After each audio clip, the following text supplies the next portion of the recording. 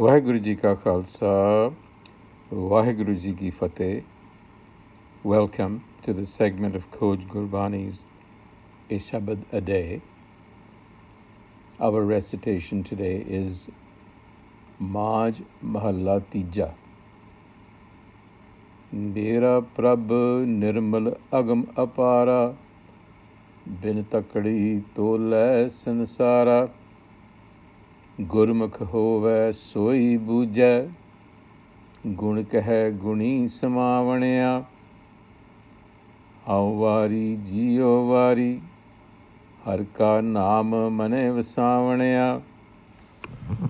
ਜੋ ਸਚ ਲਾਗੇ ਸੇ ਅਨਦਿਨ ਜਾਗੇ, ਦਰ ਸੱਚੈ ਸੋਭਾ ਪਾਵਣਿਆ. ਰਹਾਉ ਆਪ ਸੁਣੈ ਤੈ ਆਪੇ ਵੇਖੈ, ਜਿਸਨੋ ਨਦਰ ਕਰੇ ਸੋਈ ਜਨ ਲੇਖੈ.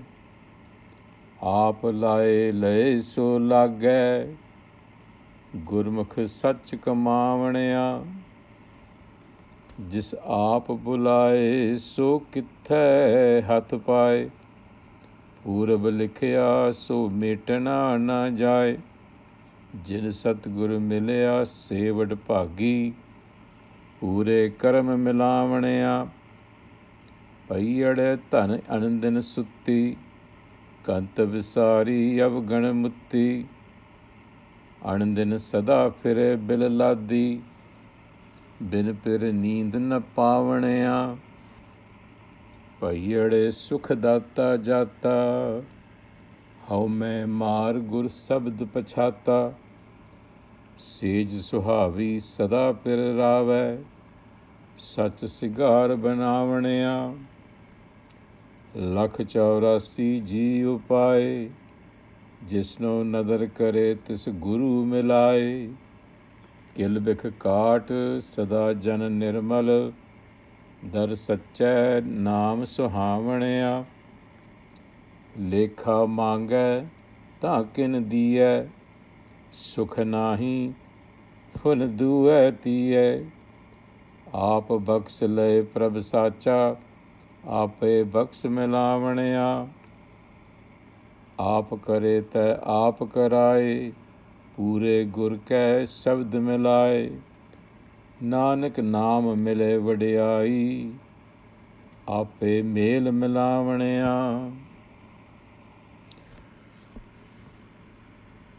Composed in Rag Maj, this is a composition of the third Nanak, Guru Amar Das. And he begins by telling us that my Prabh self is pristine, Nirmal. It is immovable and beyond reach, Agam, and boundless. And without the use of any scale, it balances.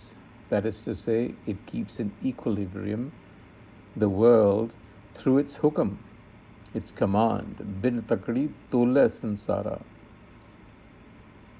Now this is a realization that the Gur-guided Gurmukh gets.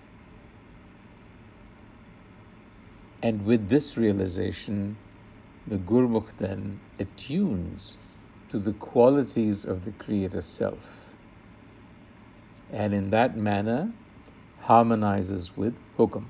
Guna kahi gune samavanaya. That is essentially the thrust of this entire passage.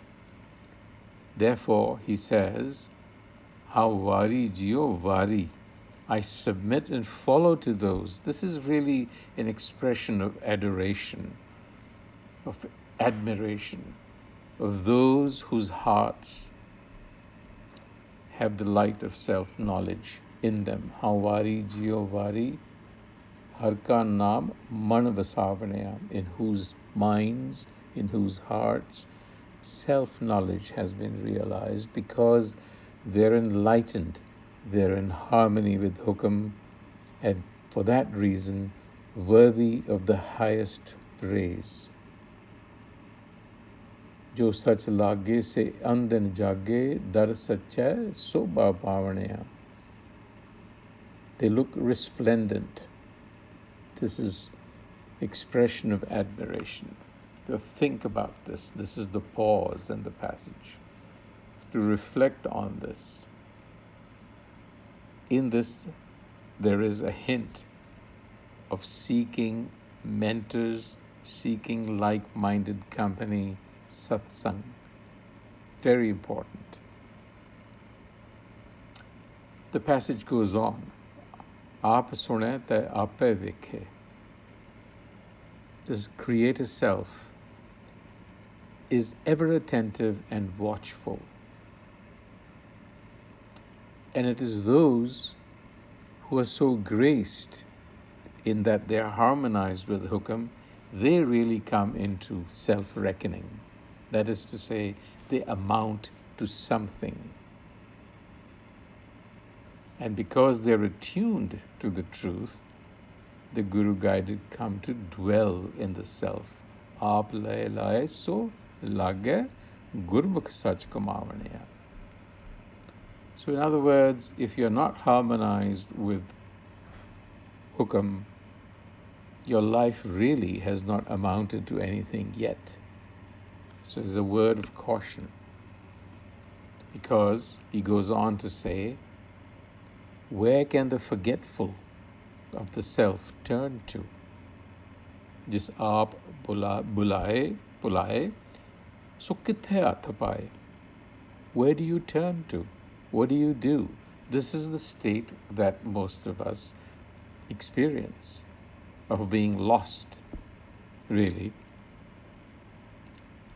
And what is happening is that we continue to act out of the ego and therefore create an environment where the ego is continually hardening, getting more and more conditioned, and it becomes difficult to erase the outcomes because it's creating outcomes. Purab likhya so metna na jaye. You cannot erase the outcomes that you have created for yourself. Jin Satguru milya sevat bhagi pure karam milavanya. So, the true enlightener is the only source that will teach you how to act in an enlightened way. That is to say, how to act in consonance with hukam. That's the key. You're either acting out of your ego or you're acting out of hukam, a realization of hukam. One set of actions conditions the mind further into the world of attachments and delusions. The other leaves no trace behind because there is no ego involved in those actions. This is the key to Gursikhi, but it's also a very difficult concept to understand. How do you act without being egocentric? But the nature of Gurbani is such that we have to stay engaged, and gradually this realization begins to dawn in the mind. You begin to discern the difference. So stick with it. In the next two padas or sections, the Guru contrasts by giving us the example of a prospective bride, and he contrasts success and failure, so to speak. And he's really speaking of the mind, one that is enlightened, the other that is not. So he says, Payade tan andin suti kanta visari avganamuti. If a prospective bride sleeps away her time in the parental home, that is to say, if she neglects to cultivate herself, chances are that her suitors will not be drawn to her. This is something that is pretty obvious. So similarly, a mind that is lacking in virtue is unenlightened. That is, it lives in ego, will not attract the husband's self. Here's that metaphor of the bride and the husband. And like the unrefined woman who remains anxious as a result and restless without her spouse or partner or paramour, the egocentric mind remains in a state of existential angst. Andin sada fire bil laddi, binapir neend na pavanaya, cannot sleep, that is to say, cannot find rest.